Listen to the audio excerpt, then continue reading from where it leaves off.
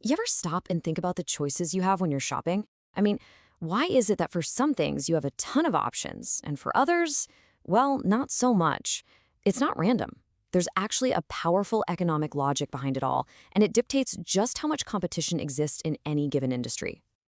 Okay, let's dive right in with that exact question. It's a great one because it perfectly captures the puzzle we're going to solve today.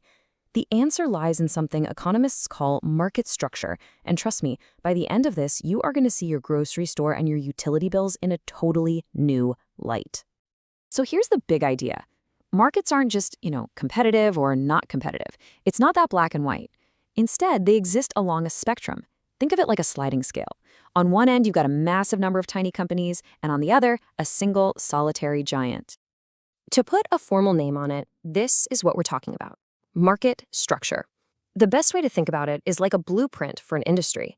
It sets the rules of the game for every business in it, how they set prices, how they have to innovate, and how hard they have to fight for your dollar. This table right here, this is basically our roadmap. We're going to take a journey from left to right across this whole spectrum. We'll start with perfect competition, with its countless firms and identical products, and go all the way to the other side, to monopoly, where there's just one firm in total control. So, to really get a grip on this, let's start by looking at the two polar opposites. If you can understand these two extremes, everything else in the middle will just click into place. All right, first up, perfect competition. I want you to picture a huge farmer's market. Thousands of farmers, and they're all selling basically identical tomatoes, right? No single farmer can just decide to charge $5 more per tomato. Why? Because you just laugh and walk to the next stall. They are what we call price takers. They have no choice but to accept the going market price.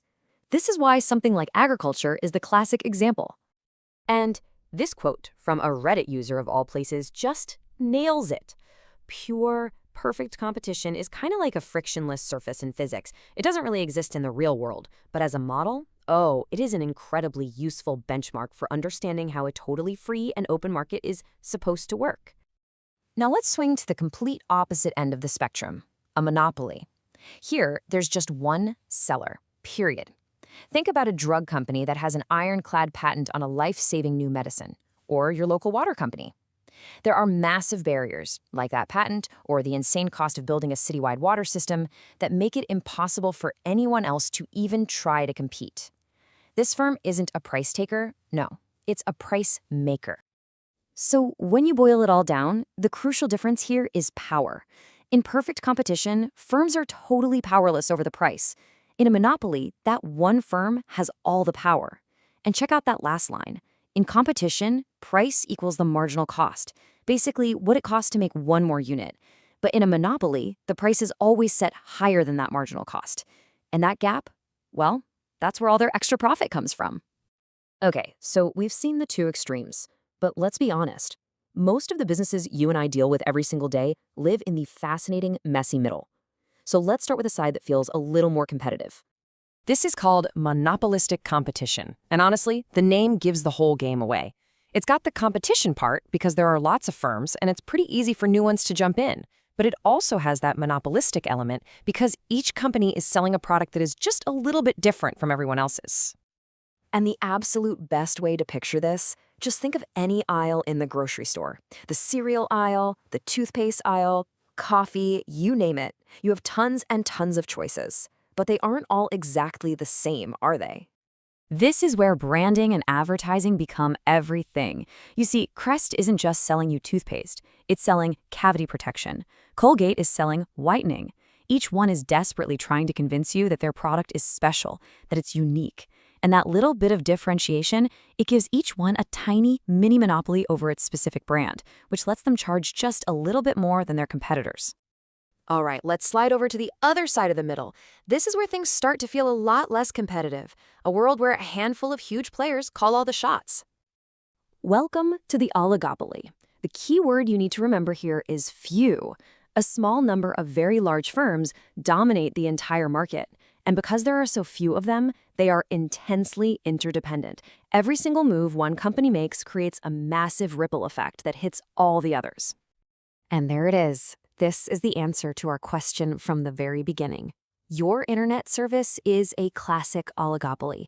Think about it. The cost to build a brand new nationwide fiber network is a massive, massive barrier to entry.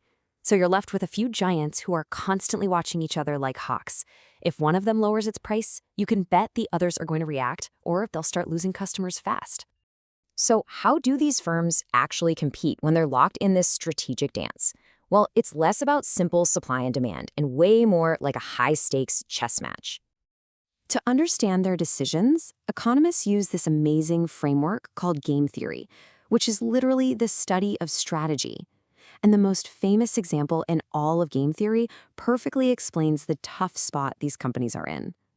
It's called the prisoner's dilemma. So imagine two partners in crime get caught. If they both keep their mouths shut, if they cooperate, they both get a light sentence. That's the best outcome for them as a team. But each one has a personal incentive to rat out their partner. If you confess and your partner stays quiet, you might get an even better deal. So what happens? Fearing that the other guy will betray them, they both confess, and they both end up with a worse sentence than if they just trusted each other. And firms in an oligopoly face this exact same dilemma. They could all cooperate, maybe quietly or sometimes even illegally in a cartel, to keep prices high for everyone.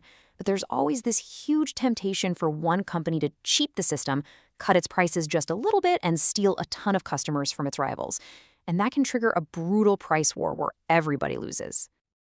Okay, so we've toured the entire spectrum, from total competition to total control. But why does any of this academic stuff actually matter to you? The answer is simple. It directly impacts your wallet, your choices, and the kind of innovation you see in the world. This chart right here sums it all up beautifully. As you move from the intense competition on the left over to the total control of a monopoly on the right, the trend is crystal clear. The amount of stuff produced goes down, and the price you have to pay goes up. So at the end of the day, understanding this spectrum explains so much about the world around you. It tells you why your internet bill is so high, why there are 50 different kinds of potato chips at the store, and why a company with a new patent can charge a fortune. Being able to spot these structures just makes you a more informed citizen and a much smarter consumer. And that brings us to one final massive question. Our economy today is dominated by these huge tech companies that don't always fit neatly into our classic little boxes. So I'll leave you with this. Where do you think they fit on the spectrum? Are they monopolies? Are they oligopolies? Or are they something else entirely? It's honestly one of the biggest and most important economic questions of our time.